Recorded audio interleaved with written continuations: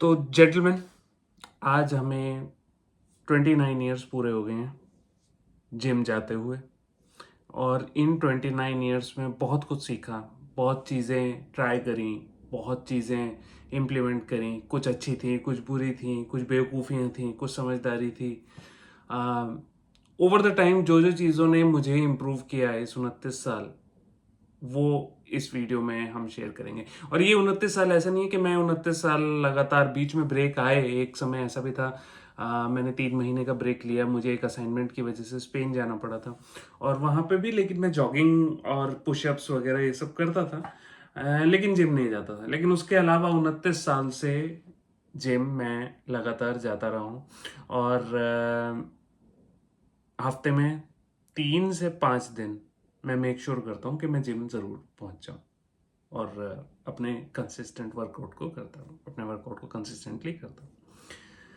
तो इन 29 सालों में क्या क्या चीज़ें मुझे ऐसी लगी जो मैं अगर आज अपने यंगर सेल्फ को बताऊंगा तो वो क्या ऐसी चीज़ें होंगी, वो मैं आज आप लोगों के साथ शेयर करना चाहता हूँ। And let's go ahead. तो नंबर 1 है कंसिस्टेंसी। आप अगर जिम जा रहे हैं और आप कंसिस्टेंट नहीं हैं तो वो काम नहीं करेगा। कंसिस्टेंसी वो एक ऐसी चीज़ है जिसकी वजह से आप लाइफ में कोई भी चीज़ अचीव कर सकते हैं। It is very boring but it is very important.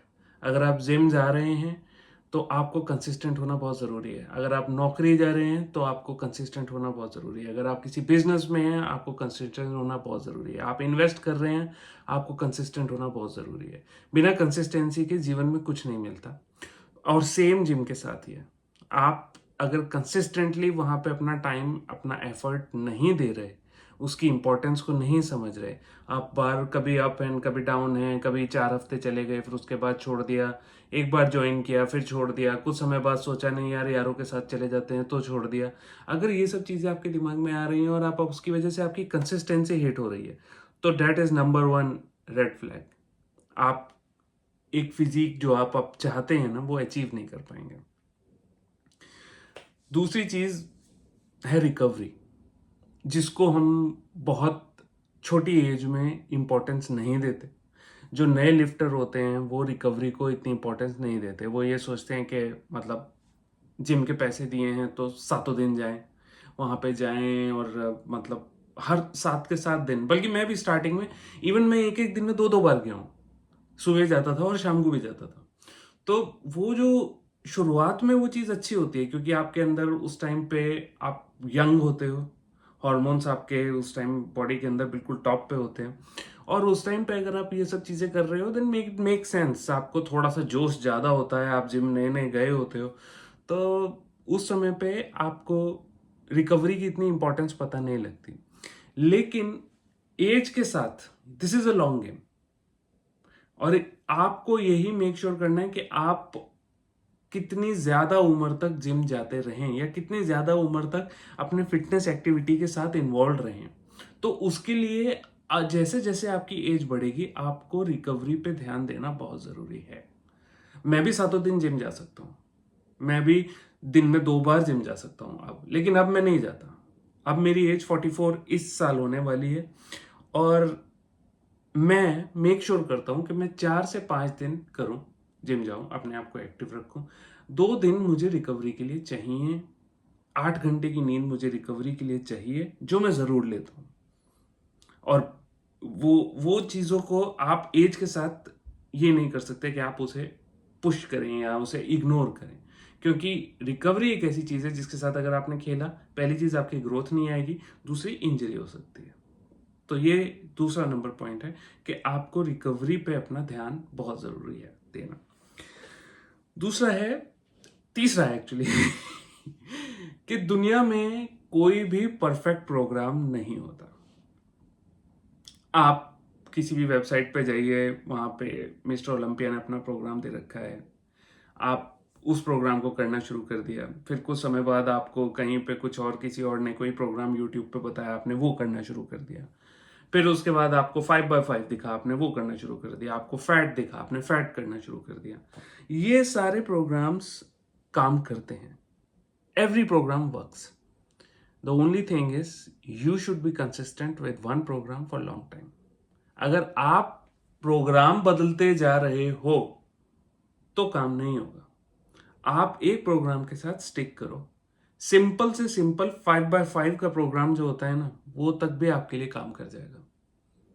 Body अगर आप देखो, स्टार्टिंग में माइक मेंजर ने भी बनाई, बॉडी आर्नोल्ड ने भी बनाई.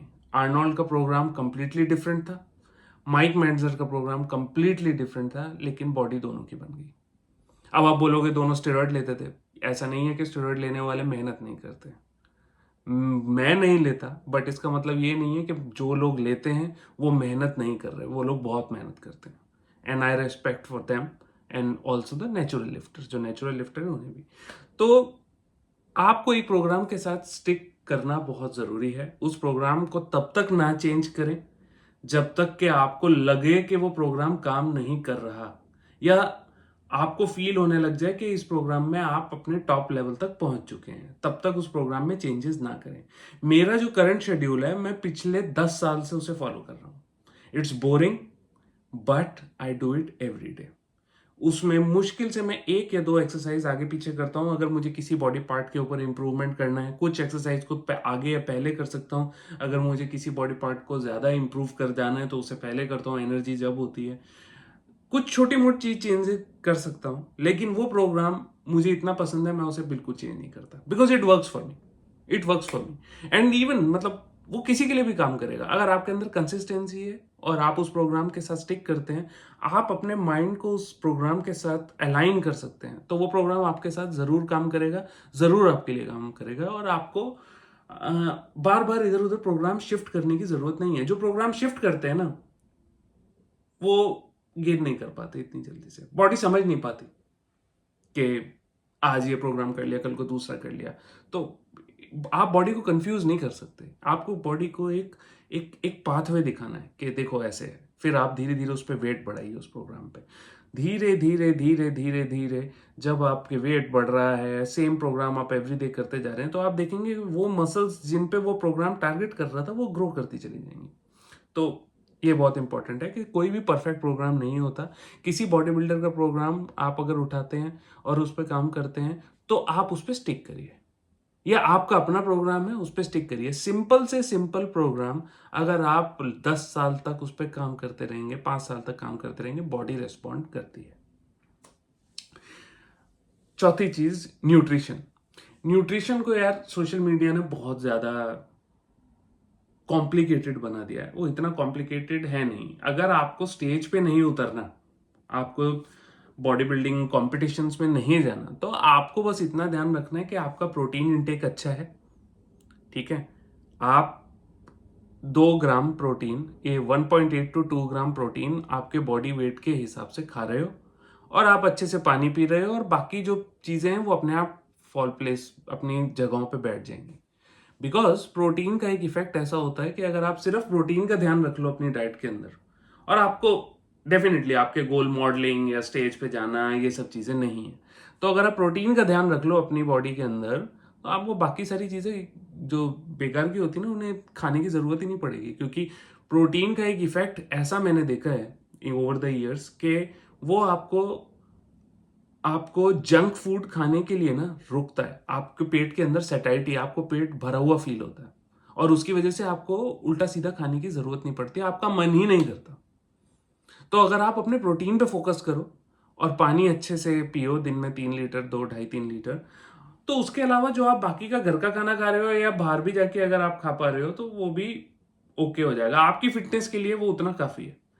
बिसाइड्स कि आपको कोई और बीमारी नहीं है. ये एक नॉर्मल हेल्दी पर्सन के लिए है. तो न्यूट्रिशन में अगर ये 2-3 पॉइंट को कवर कर लिया जाए, प्रोटीन, वाटर इनटेक, एंड बाकी आप अपनी कैलोरीज में कुछ भी खाइए, उतना अगर आप कर लेते हैं तो वो आपके लिए इनफ है. आपको बहुत ज्यादा डिटेल में जाने की जरूरत नहीं है. आपको एक एक ग्राम चीजें काउंट करने की जरूरत नहीं है. वो चीजें उनके लिए हैं जिन्हें एक एलीट फिजिक चाहिए होती है, जिन्हें 6 पैक एब्स चाहिए, जिन्हें एक स्टेज पे उतरना है, जिन्हें 4% बॉडी फैट पे जाना है, उनके लिए अच्छा है, बट नॉट फॉर एवरीवन. अगर आपको एक सिंपल फिटनेस फिजिक चाहिए, सिंपल अच्छी, जो देखने में ठीक लगे, तो आपको सिर्फ और सिर्फ अपने प्रोटीन का ध्यान रखना है और पानी वगैरह अच्छे से लेना है, क्योंकि बॉडी को ये दोनों चीज़ों की बहुत ज़रूरत पड़ती है। अगली चीज़ है ईगो। अगेन मैं इस बात पे लाऊंगा कि जब हम यंग होते हैं हमको ये लगता है कि हम जितना वेट उठाएंगे हम उतने स्ट्रांग होते चले जाएंगे, और वो सच भी है, वो सच भी है। लेकिन ईगो लिफ्टिंग एक अलग तरीके की चीज होती है जिसमें आप अपनी हैसियत से ज्यादा वेट उठा रहे हैं, और स्टार्टिंग में हर एक आदमी इस काम को करता है। चीटिंग एक बहुत ही सिंपल कॉन्सेप्ट है, जो स्टार्टिंग में जब शुरुआत में कि बाइसेप मार रहे हैं तो थोड़ा सा झुक गए नीचे चीटिंग करने के लिए, जबरदस्ती ज्यादा वेट उठाना। बट और आप आजकल कई वीडियोस भी ऐसे दिखेंगे जिसके अंदर लोग बहुत ज्यादा वेट उठा के उसे पुश मारने की कोशिश कर रहे हैं, पूरी तरीके से लग भी नहीं रहा। जिम में भी बहुत लोग ऐसे दिखाई देते हैं जो बहुत सारा वेट उठा के उसे मार रहे हैं, प्रॉपर रेप्स लग भी नहीं रहे हैं, इतना सा हिल रहा है बस, इतना सा, लेकिन मार रहे हैं। इतना सा स्क्वाट पे 150 किलो लगा रखे हैं, नीचे हिलने की, नीचे जाने की हिम्मत नहीं हो रही, इतना सा नीचे जा रहा है लेकिन कर रहा है। ये ईगो लिफ्टिंग है, इससे चोट लग सकती है, बिल्कुल मत करिए। ईगो जो है ना वो बहुत पुरानी सेइंग है, और जिम के लिए तो 100% ये काम करती है। Leave ego at the door. आपके अंदर जो ईगो है ना वो लाइफ में सारे गलत काम आपसे ईगो करवाती है, और जिम में तो 100% आपकी दुश्मन सिर्फ और सिर्फ आपकी ईगो है। आप उस ईगो को थोड़ा सा साइड करें। आपको सिर्फ और सिर्फ अपने मसल को पुश करके फेलियर तक लेके जाना है। वो कम वेट से भी हो सकता है, मीडियोकर वेट से भी हो सकता है, ज्यादा वेट से अगर आप करेंगे, और अगर उतना वेट उठाने की आपकी कैपेसिटी नहीं है तो आपको चोट लग सकती है। इस चीज का ध्यान रखना चाहिए। और जो एज वाले बिल्डर्स हैं जो मेरी तरह हैं, मैं मतलब, तो उनको तो बहुत ज्यादा ध्यान रखना चाहिए कि आप ईगो लिफ्टिंग नहीं करें, क्योंकि हमारे लिए गेम कंप्लीटली चेंज हो चुका है। हमारे लिए अब गेम जिम में ज्यादा समय तक, ज्यादा एज तक रहना है। हमारे लिए अब गेम जिम जाना, बॉडी बनाना, साइज गेन करना नहीं है, बिकॉज ये ही चीज हमारे साथ आगे जाएगी। Now this is the war from 40 to 60। अब 40 से 60 तक का गेम हमें खेलना है, तो हमें मेक श्योर करना है कि हम जिम के अंदर अगले कई सालों तक प्रेजेंट हों। तो ये हमारे लिए जिम से, अब ये अगला एक पॉइंट है जिससे I can not agree more, कि जिम सिर्फ आपकी बॉडी, आपकी मसल, आपकी लुक के लिए नहीं है। जिम से बहुत चीजें अलग इंप्रूव होती हैं, इनटेंजिबल बेनिफिट्स हैं जो आपको बॉडी में नहीं दिखाई देंगे। आपका मूड अच्छा रहेगा, आपकी feeling good feel about your self, आपको अच्छा फील होगा अपने बारे में, ठीक है। आपके अंदर पॉजिटिविटी आएगी, आपके अंदर पॉजिटिव थिंकिंग आएगी, आपके अंदर कॉन्फिडेंस डेवलप होगा, ठीक है। आपके अंदर एक एक अलग ही कॉन्फिडेंस आएगा जब आप वॉक करेंगे। आप देखेंगे, मतलब not show off, but it's a very good confidence कि यू डन योर एक्शन।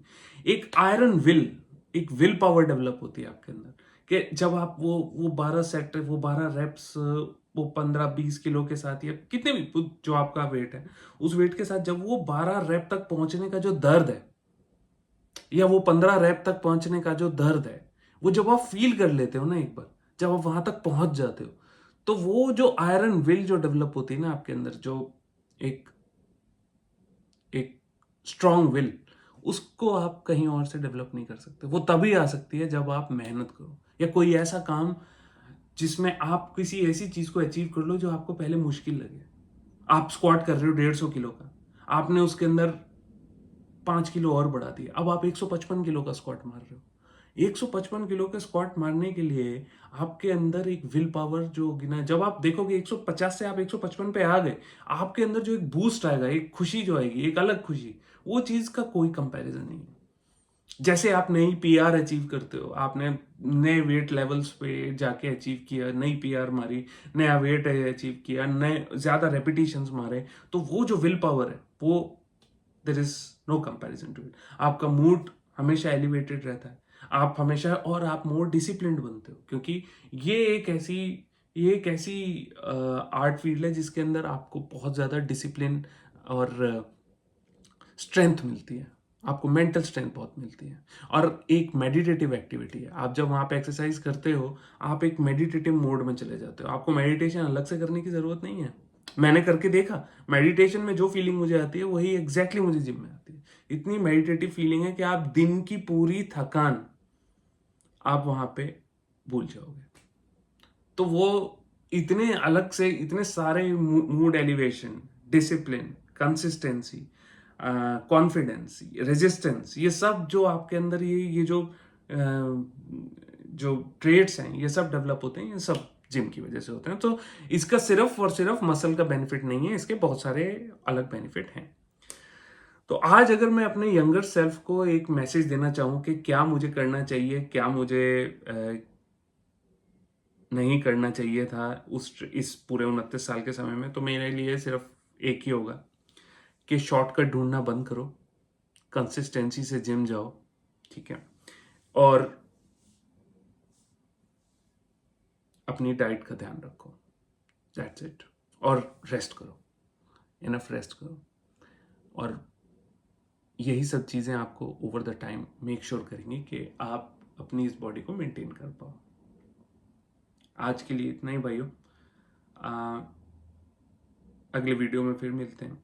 और हाँ, अगर आप लोग अपनी किसी फिटनेस जर्नी पे हो तो आप लोग बताइए, मुझे अपने एक्सपीरियंस बताइए, मुझे जान के बहुत खुशी होगी कि आप लोगों को कैसा फील हो रहा है। और अगर कोई लोग मेरी एज के हैं या फिर मेरी एज से आसपास हैं, या I mean age doesn't matter, but yeah अगर आप लोग अपने एक्सपीरियंस शेयर करोगे मुझे बहुत खुशी होगी।